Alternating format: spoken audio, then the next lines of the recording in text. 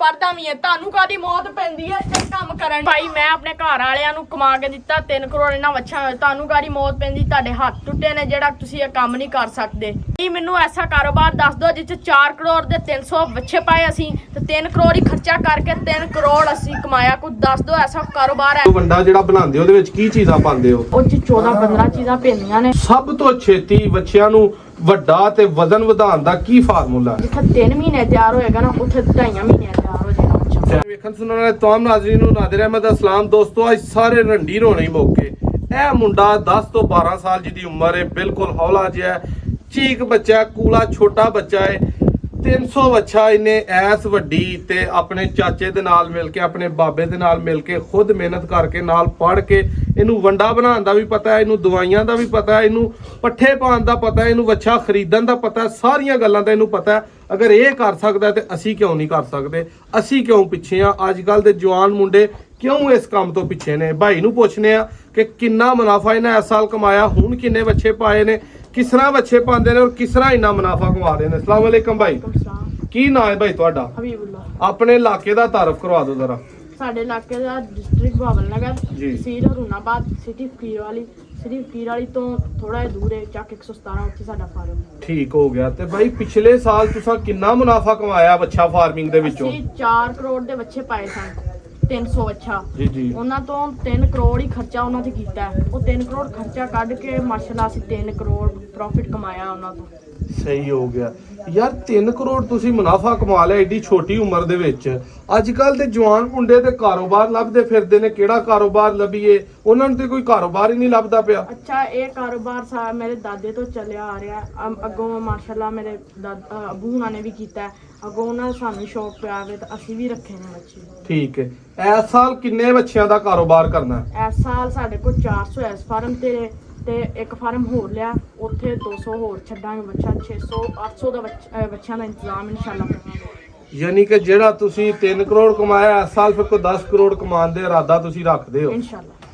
ਤੇ ਕਿੰਨਵੀਂ ਕਲਾਸ 'ਚ ਪੜ੍ਹਦੇ ਹੋ? ਮੈਂ 7th ਕਲਾਸ। ਬੱਚਿਆਂ ਨੂੰ ਸਾਂਭਦਾ ਕੌਣ ਹੈ? ਬੱਚਿਆਂ ਨੂੰ ਮੁਲਾਜ਼ਮ ਭਾਈ ਰੱਖੇ ਨੇ। ਅੱਛਾ। 2 ਘਰ ਨੇ, ਉਹ ਪਾਉਂਦੇ ਨੇ। ਉਹਨਾਂ ਨੂੰ ਆ ਕੇ ਦੱਸੀਦਾ ਯਾਰ ਇੱਥੇ ਤੁਹਾਡੀ ਤੂੜੀ ਥੋੜੀ ਵੰਡਾ ਥੋੜਾ ਵਾ, ਇੱਥੇ ਹੋਰ ਪਾਓ। ਅੱਛੇ ਖਾ ਗਏ ਆ ਵੰਡਾ ਅਸੀਂ ਆਪਣਾ ਇਨਸ਼ਾਅੱਲਾ ਮਾਸ਼ਾਅੱਲਾ ਤਿਆਰ ਕਰੀਦਾ ਵੇ। ਉਹ ਅਸੀਂ ਉਹਨਾਂ ਜਦੋਂ ਬਚਿਆ ਹੁੰਦਾ ਨਾ ਉਹਨਾਂ ਦਾ ਮਤਲਬ ਥੋੜਾ ਖਾਂਦੇ, ਉੱਤੇ ਵੰਡਾ ਧੂੜ ਦੇਈਦਾ ਵਾ ਤੇ ਉਹ ਬੱਚੇ ਖਾ ਜਾਂਦੇ ਨੇ। ਬੱਚੇ ਖੁੱਲੀਆਂ ਸਾਫ਼ ਕਰ ਜਾਂਦੇ ਨੇ। ਠੀਕ ਹੋ ਗਿਆ।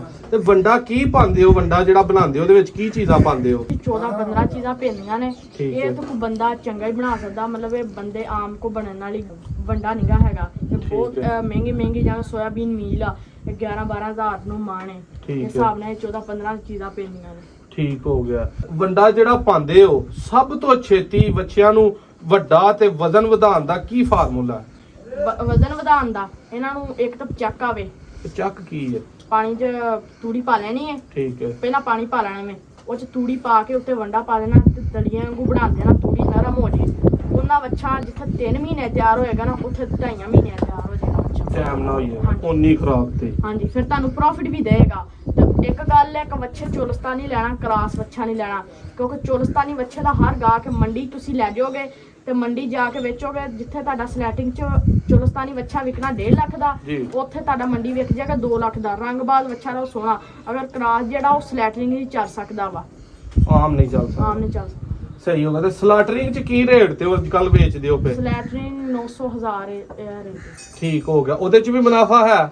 ਹਾਂਜੀ, ਮੁਨਾਫਾ ਹੈ। ਸਹੀ ਹੋ ਗਿਆ।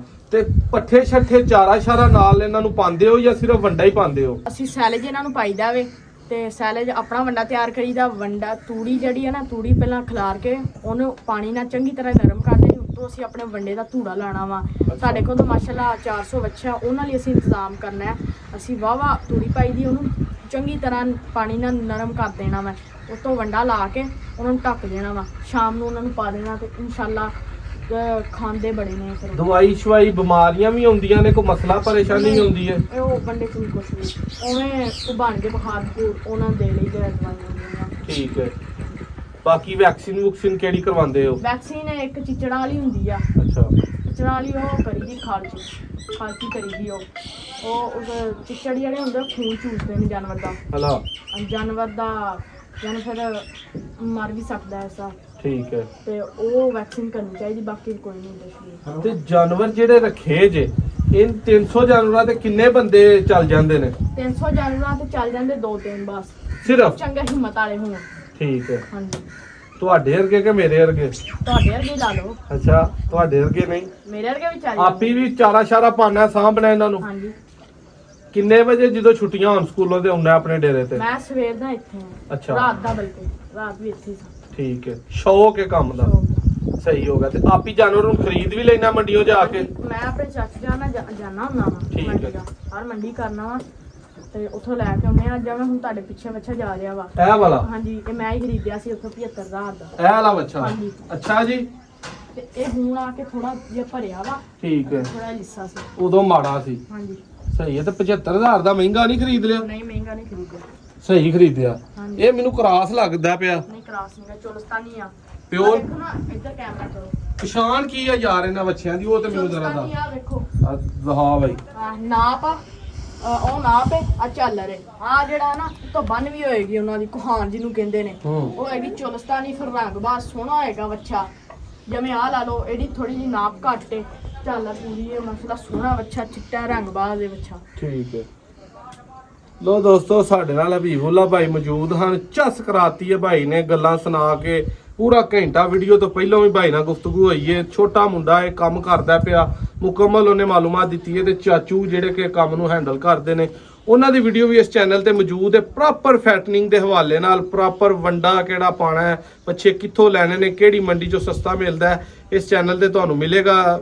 ਇਸ ਲਈ ਵੀਡੀਓ ਦੇ ਥੱਲੇ ਵੀ ਜਿਹੜਾ ਉਹ ਲਿੰਕ ਹੋਏਗਾ, ਔਰ ਸਾਈਡ ਦੇ ਉੱਤੇ ਵੀ ਤੁਹਾਨੂੰ ਵੀਡੀਓ ਤੇ ਨਜ਼ਰ ਆ ਰਿਹਾ ਹੈਗਾ, ਤੁਸੀਂ ਕਲਿੱਕ ਕਰ ਸਕਦੇ ਹੋ। ਇੱਕ ਨੈਕਸਟ ਵੀਡੀਓ 'ਚ ਮਿਲਾਂਗੇ। ਅੱਲਾ।